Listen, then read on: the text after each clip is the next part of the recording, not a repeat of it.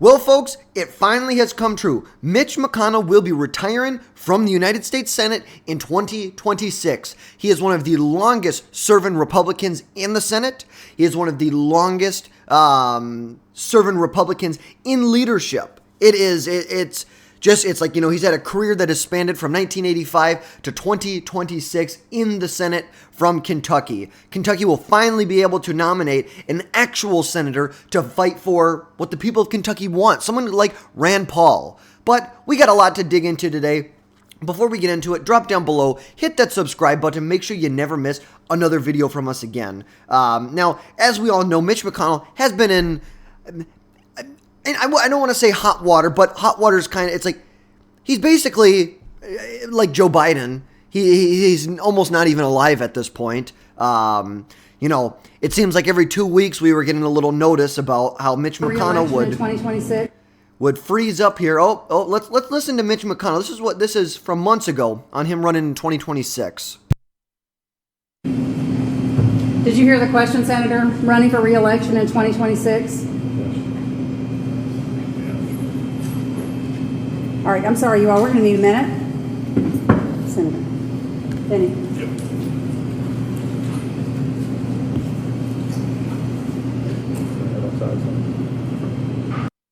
It's like, this is just sad to watch. It's like, serve your 2-3 terms in the Senate and go the hell away. Go home.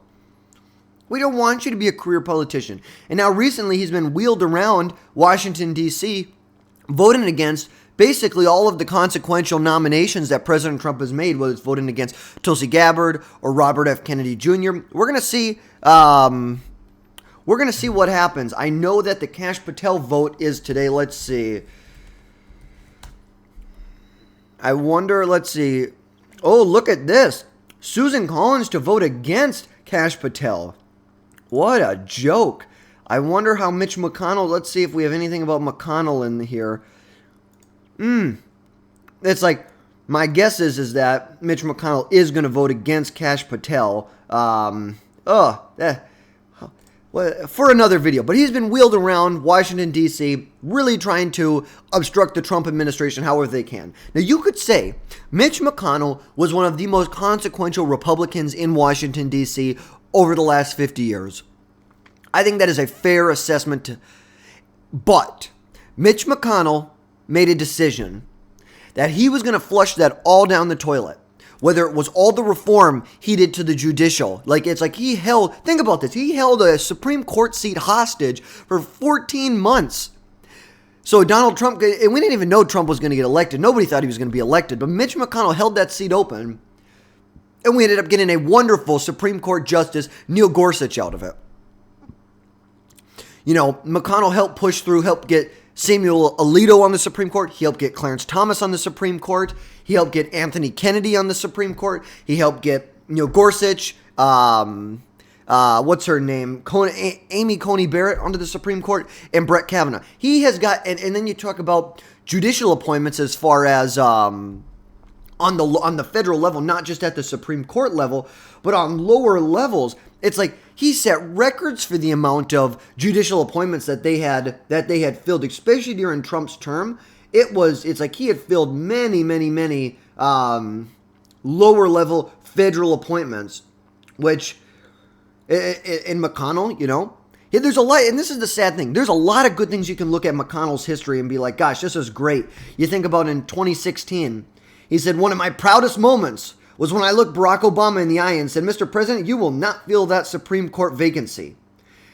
Referring to when he held that seat open, would not hold a hearing on Merrick Garland's nomination. And then going on to say in 2018, the most consequential decision I've ever made in my entire public career was holding that seat open there.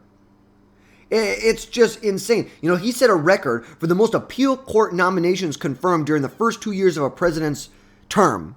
In Trump's first 2 years, Mitch McConnell and Trump got through 23 nominations or 23 justices onto these appeal courts.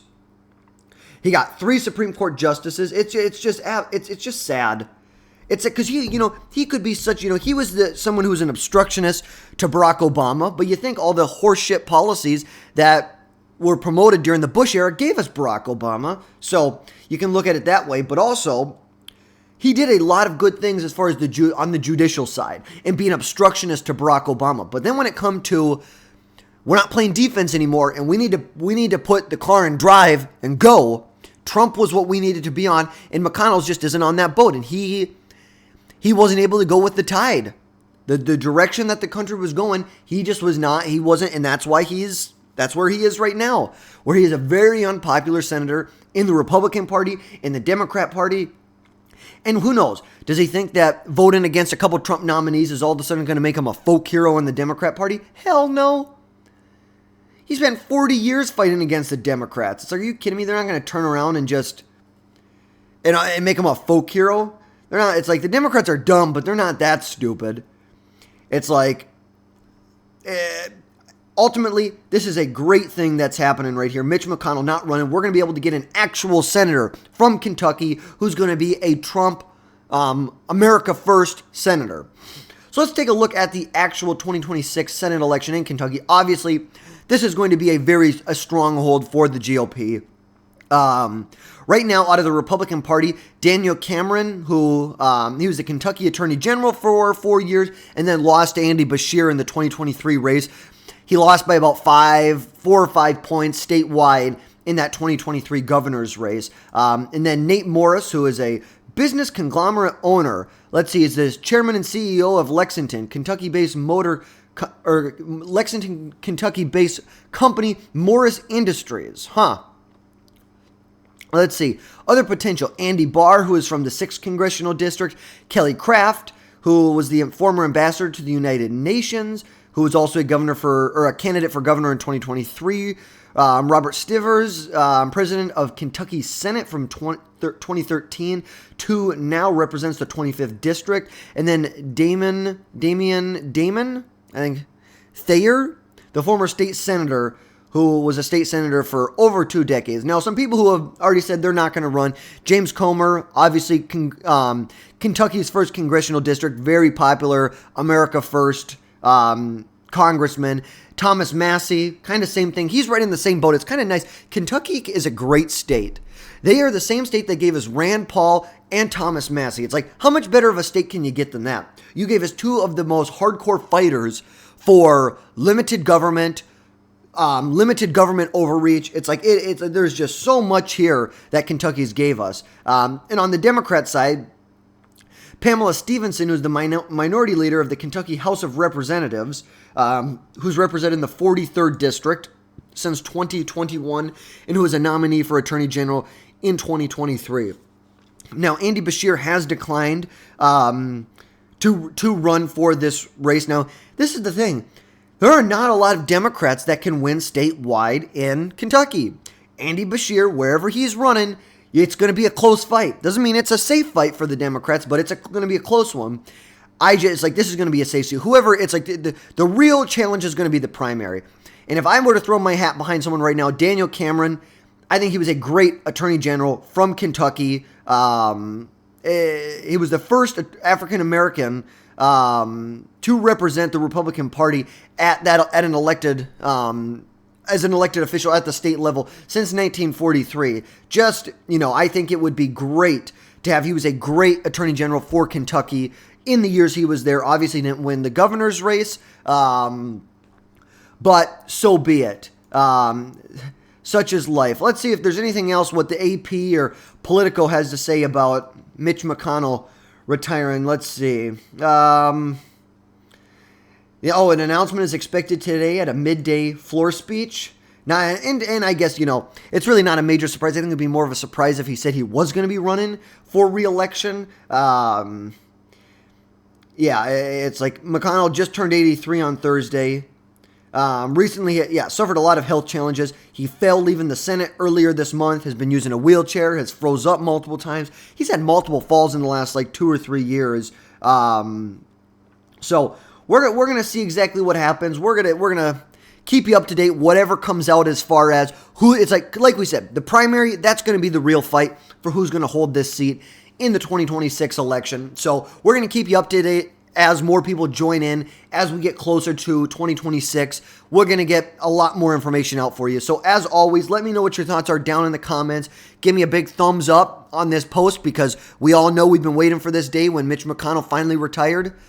And let's just say, it is so sad. It is so sad because he could go down as a great Republican. He could have gone down as a Republican that was an obstructionist to the worst president we've ever had, Barack Obama, who reformed the judicial system in America. But instead, he's going to go down as being a Trump hater, someone who tried to oppose the Trump administration wherever they can, and that's kind of what he's going to do for the next years.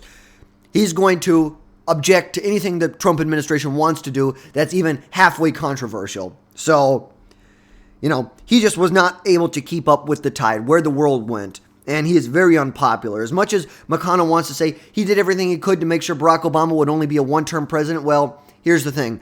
Barack Obama won a second term under Mitch McConnell's leadership. You really hate to see it. And really, for all those reasons, I believe that McConnell, as of right now and for the next 2 years, is going to be the most irrelevant politician in D.C., being wheeled around and really as a figure of the past Republican establishment that allowed Barack Obama to govern for 8 years. So, like I said, let me know what your thoughts are down in the comments. Like, share, subscribe, and until next time, my friends,